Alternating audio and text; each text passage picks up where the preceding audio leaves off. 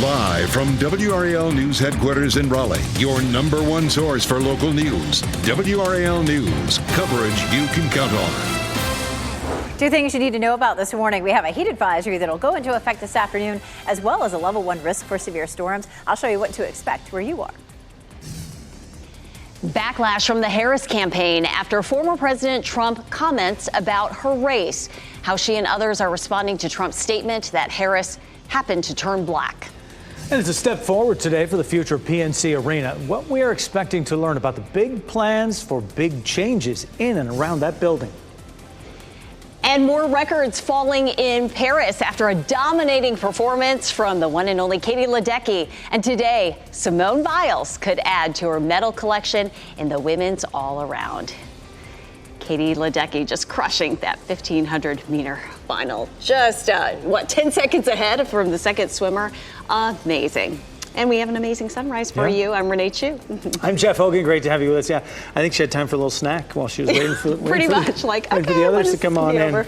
I'm glad you're with us here this morning, Elizabeth Gardner in the WRAL Severe Weather Center, with a look at those couple of things that you pointed out, Elizabeth. We need to know. It's feeling heavy out there. Yeah, a lot to know about today in our forecast. We take a live look at downtown Raleigh this morning. Pretty sunrise here in progress. It's a nice start to the day, except it does feel very much like summer. 76 degrees with a dew point of 72, which is way over the muggy meter. We have a level 1 risk for severe storms this afternoon. Mid to late afternoon, a few isolated cells will pop up.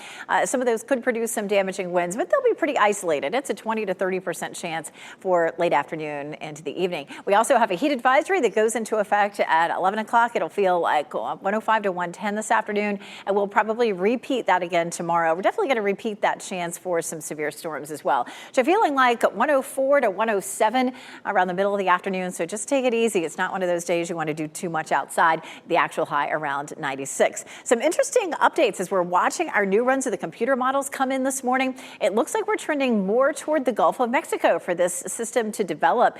The American model is really showing the potential for development, while the European model is almost letting this system go. Take a look here now. Today, much different than yesterday. Yesterday, it looked more likely that this would develop off the coast of the United States, off the East Coast instead of the Gulf Coast. So we'll talk more about what some of the scenarios could be in the tropics coming up, Ken. All right, Elizabeth, at 6:02, boy, the Highway 40 eastbound lanes have been real trouble spot this morning. Ever since we came on the air at 4:30 this morning, you can see right now what I'm talking about in terms of the red that you're seeing showing up there. It's been a situation where we're finding out from our friends at Waze that the heavy traffic there is probably going to add about 10 to 15 minutes to your commute. If you're in a rush, I would recommend using Highway 50 or Benson Road, that many of you know that as. But if you're not in a rush and you don't mind this morning slowdown, just remember it's probably going to add about 10 to 15 minutes. Elsewhere around the Triangle and surrounding communities, all the major roads are delay-free at this hour.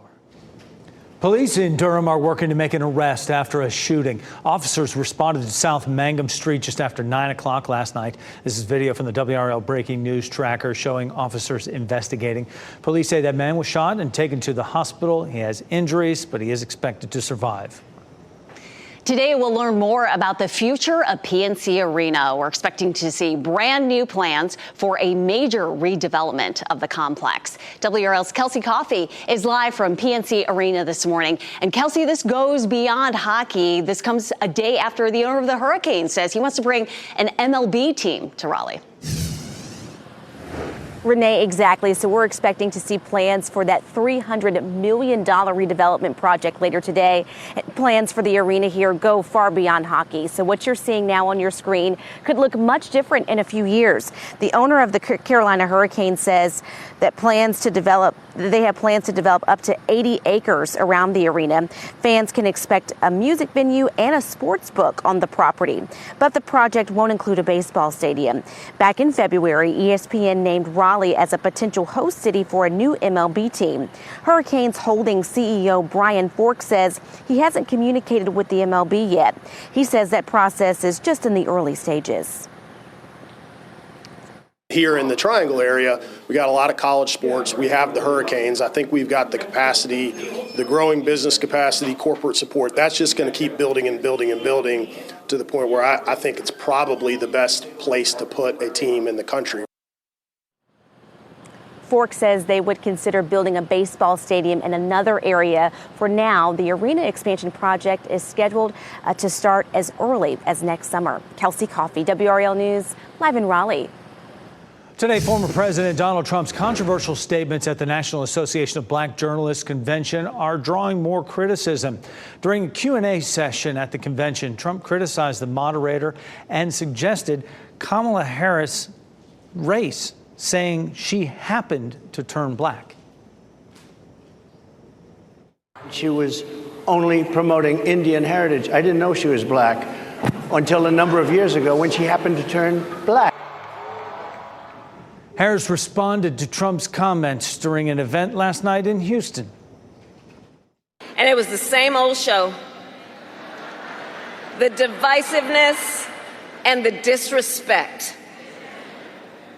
And let me just say, the American people deserve better. In a post to Truth Social immediately after the panel, Trump called the questions he faced rude and nasty, but said he crushed it. The White House fired back at Trump's comments about Harris's race. Press Secretary Karine Jean-Pierre addressed it in her press briefing. What he just said, what you just read out to me, is repulsive, it's insulting, and, you know, no one has any right to tell someone who they are, how they identify. Harris is both black and Indian. Her mother is from India. Her father is from Jamaica. Harris also graduated from Howard University, a historically black college. Covering Wake County, students at one elementary school in Wendell are home today because of problems with the air conditioning in their classrooms. Lake Myra Elementary School dismissed students early yesterday because of the problem. The school just had its first day of class on Monday. Wake County Schools sent a message to parents saying, "We understand it's been a challenging time, and we want to assure you every effort is being made to repair the system." There's growing fear of a broader war between Israel and Iranian-backed militants after the assassination of senior leaders of both Hamas and Hezbollah. The coffin of Hamas political leader Ismail Haniyeh moved through Tehran in a processional earlier today. Haniyeh was killed in an airstrike in Tehran just hours after meeting Iran's supreme leader Ayatollah Ali Khamenei. Khomeini led a prayer service for Haniyeh today as large crowds gathered to show support. In an address last night, Israeli Prime Minister Benjamin Netanyahu did not say if his country was responsible for the strike. He warned Israel will exact a very heavy price for any aggression against it. Simone Biles and the U.S. women's gymnastics team can win more medals today in Paris. We'll also keep a close eye on more swimming finals. Here's a look at some of the big events today on WRAL. Our coverage gets started at 9 this morning with men's beach volleyball. The U.S. is playing Brazil. Preliminary heats of swimming competitions start at 10. At 11:30, the U.S. plays Australia in women's 3-on-3 basketball. The all-around finals for women's gymnastics get started at 12:15. And at 2:30, the finals of several swimming events begin. And women's beach volleyball starts at 4:20. The American women are playing China. You can also catch replays on primetime in Paris starting at 8 tonight. And underway right now in the WRAL Live Center, Renee, the men's golf portion of the Olympics is underway. And look at this. During his first hole of the Olympic debut, Scottie Scheffler earns a birdie. Look at that. Not too bad there, right? Pretty good. But it's not just that. Obviously, he's playing in it. We've got the NBCOlympics.com breaking down exactly the standings right now. It looks like Hideki Matsuyama right there is at rank 1 with Matthias Schmid right behind. Don't see Scottie Scheffler on the rankings there just yet. He's a little further down, but that, of course, could change. Very exciting when it comes to what's happening with the Olympics. Of course, you can look on the schedule at NBCOlympics.com. And, of course, we have content on our website, WRAL.com. Chris, thanks. Authorities are asking people who boat or swim on the Cape Fear River to be cautious. Emergency responders have conducted water rescues on the river in just the past few days. Heavy rains have added more water, creating stronger currents. That creates challenges for boats and swimmers, especially those with little experience. Experts say you should always have a Coast Guard certified life jacket, and you should never swim or boat alone.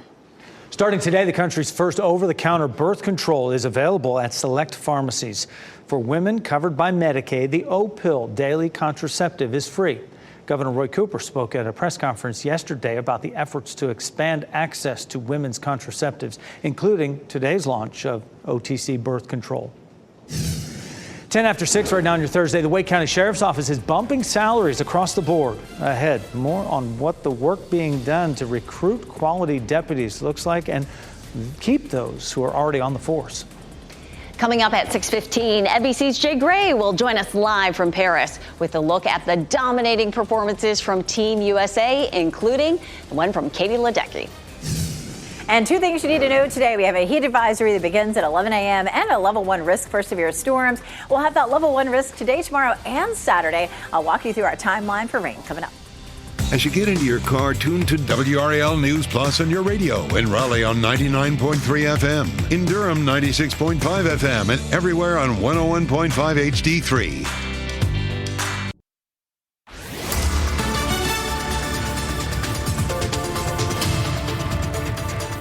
6:13, we have a level 1 risk for severe storms this afternoon.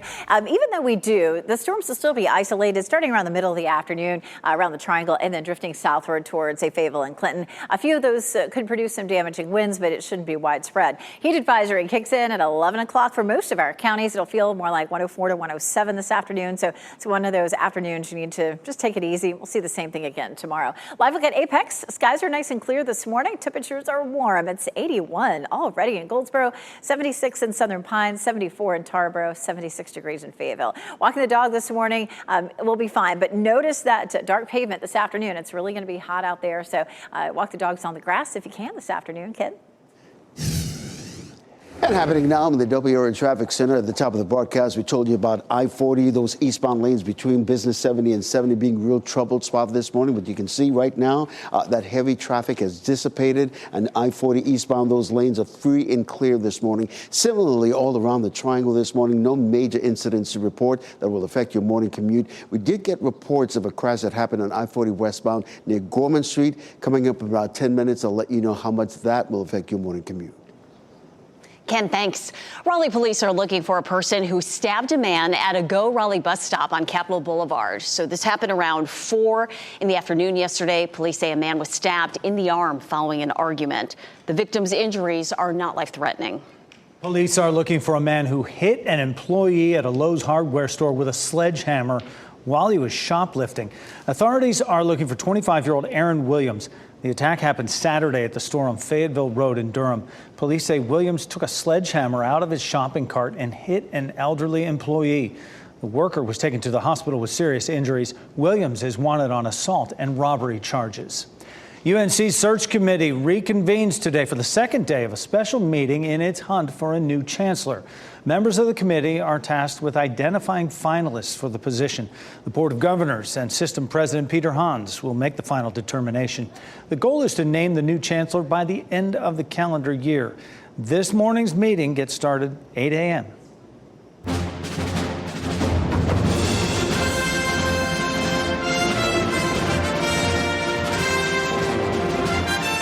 Team USA made it back to the top of the podium last night in Paris. Swimming sensation Katie Ledecky took home the gold and a piece of Olympic history.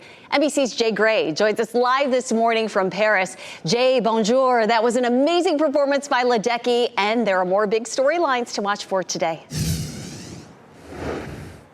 There really are, and what a great job she did do, and what a great job Team USA women are doing here. Really, it's girl power that's keeping us on top of the overall medal count right now. 4 American women making it to the podium last night, and led by all-time great Katie Ledecky. And the greatest swimming machine we've ever seen rolls on to another gold here in Paris. Excellence in the water. Katie Ledecky cruising to a win in the 1500 free. The gold, the 8th of her amazing career and 12th overall. Leaving her tied for the most medals ever for a female swimmer. I'm just so honored to represent our country, and those women that have set the standard for so many years have inspired me. They inspired me when I first started swimming. Up there in lane 1, Tori Husk is coming to the wall. A frantic finish in the women's 100 free. Tori Husk touching second for the silver. After struggling in the qualifier, Evie Liebfarth laid it all on the line in her finals run, finishing with the bronze in canoe slalom. the whole field. It's the most amazing girls in the world, and I was so proud to be a part of the final, but to medal, it's insane. Insane, probably the best way to describe the spins and twists of BMX freestyle. Can, full extension right there. Paris Benegas wowing the crowd and judges on her way to a bronze. I just wanted to go out there and put a run down that I was stoked on personally, and that was my personal goal, and I managed to accomplish that, and cherry on top is I get to leave with the medal. Later today, Simone Biles back on the mat looking for more gold in the all-around finals, while the record-setting American women's basketball team takes on Belgium in group play. And we're trying to pull back the curtain a little bit, show you some of the equipment, some of the gear Team USA uses during these games. Today we talk a little bit about archery, and this is the jersey the archers wear on the field of competition. You can see it says USA on the back, lightweight, and it's something that they wear when they're holding this. This is an amazing recurved bow. They use this to shoot about 70 meters, 77 yards or so, at a target the size of a CD, a small little target that they are aiming at down there. They use 3 fingers to pull the bow back. It's strung to about 48 pounds of pressure, and there are no electronics involved. This sighting system is all eyes. It's controlling your breathing, controlling your balance and weight, and that's how this sport is competed. That's how they compete in this sport. What would you think, Renee, that a competition bow like this would cost for an archer, for a team? Ooh, I'm going to go with $500. 4,000 big ones. 4,000 smackers is how much yeah, it's amazing, isn't it? But it's quite a machine. It's unbelievable. Oh, well, I was way off. But tell you what, Jay, these Paris Olympics hit the bullseye in terms of athletic achievement and heart. It's been such fun to watch so far. Team USA winning all those medals, and we've enjoyed your reports. We'll check in with you tomorrow, same time. Oh, thank you. Again, I wanted the demonstration right now. I see Jay pull the bow on that thing. To the Eiffel Tower. Great stuff. Elizabeth Gardner over in the WRAL Severe Weather Center. It is noontime there. It's been hot in Paris, and we're about to turn up the heat a notch here today. We are. I was so excited. We got one little clip there of Evie Lebfar, who trains in Bryson City in Western North Carolina at the Nantahala Outdoor Center. And she got the bronze medal yesterday in canoe slalom. She's got one more kayak event for tomorrow. So all of us in the paddling community are like, yeah, go Evie. Exciting to see. All right. Yep. It's hot. Getting in the water would be a great idea today, except you really don't want to do too much outside. We've got a couple of things that we're watching. One, a heat advisory. Number 2, the potential for some stronger thunderstorms to drop out of the northwest, headed to the southeast. It's quiet right now, but we have a lingering boundary here. And again, a disturbance is going to drop in on us later on today. Around the middle of the afternoon, around 3 or 4 o'clock through the triangle, and then in our southern counties around the time of the evening commute. And then that'll be it. So the coverage is pretty minimal today on our potential for thunderstorms, but any of those that develop could produce some damaging winds. We take a look at Friday, same story, good coverage across the state of that level 1 risk. We'll repeat it again on Saturday, but Saturday looks like it may bring us the best chance. We just have a better potential for some of those thunderstorms to come through on Saturday. We take a look at our tropical update. Big things changing out there. Meteorologist Anthony Baglione is here with me this morning, and we keep watching the model runs coming in. We have a new one to share with you. It's not quite into the system just yet, and it brings the system into the Gulf of Mexico. The European model was trying to bring it off the coast of North Carolina. It doesn't look like that is going to happen. It looks more like we're trending westward. We still could have some impacts in North Carolina. Here's a look at our potential for a tropical depression to develop, and that's about a 60 to 70% chance. And then it's possible the storm would stall and eventually move back up off the coast of North or South Carolina, possibly in over a week from now. It's a long time. A lot of things will likely happen with this, but let's roll through. At least by Sunday, we have the system developing off the coast, the west coast of Florida, and then potentially hanging out in the Gulf of Mexico. One of those, the latest scenario has it moving up the Gulf, through the Gulf of Mexico and then up the Mississippi Valley. But the run that's just past this one that hasn't popped into the system does bring it back potentially off the coast of South Carolina. So what does all that mean for this weekend? If you have plans to go to the beach, you're good to go. It's not going to affect the coast of North Carolina this weekend. So if you have beach plans, you're fine. Do something to stay cool. We have a heat advisory that's in effect, of course, starting at 11 o'clock. We'll likely see another heat advisory for tomorrow, and then we'll have those scattered thunderstorms. Ken, it's been really interesting watching the models handling this tropical system.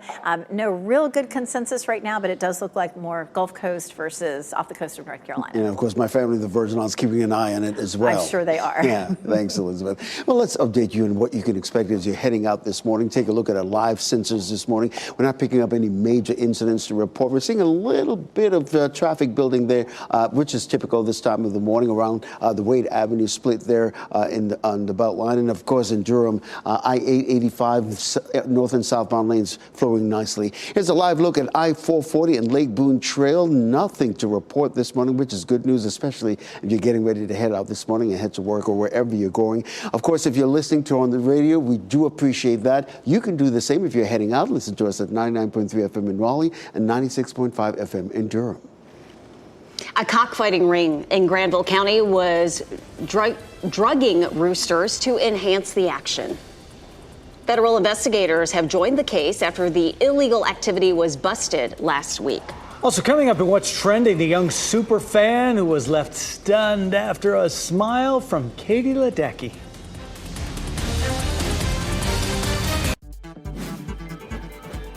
This What's Trending report, sponsored by Rug & Home. A little girl at the Paris Olympics has the moment of a lifetime after seeing her hero in action. Ken Smith here now with What's Trending. Listen, stop what you're doing and look at your television and said, you've got to see this adorable video. A little girl up in the stands getting a glimpse of Katie. And how excited. Oh my gosh. Check out that reaction from this super fan seeing Katie Ledecky win the 1,500 meter freestyle event. She's like, did you see her? She just waved at me. That was her. I know. I mean, you almost faint, right? That was Katie. Listen, that's the next generation. That's what you right. do. You pass it on down. We'll see that girl in the Olympics someday. Katie Ledecky, Love such an it. inspiration to so many young future swimmers. Today, we'll learn more about the future of PNC Arena, the new information we're expecting to learn about the $300 million renovation project. And the heat index high again today, feeling like 107 in the Triangle area. We also have the chance of some severe storms this afternoon. I'll walk you through it coming up.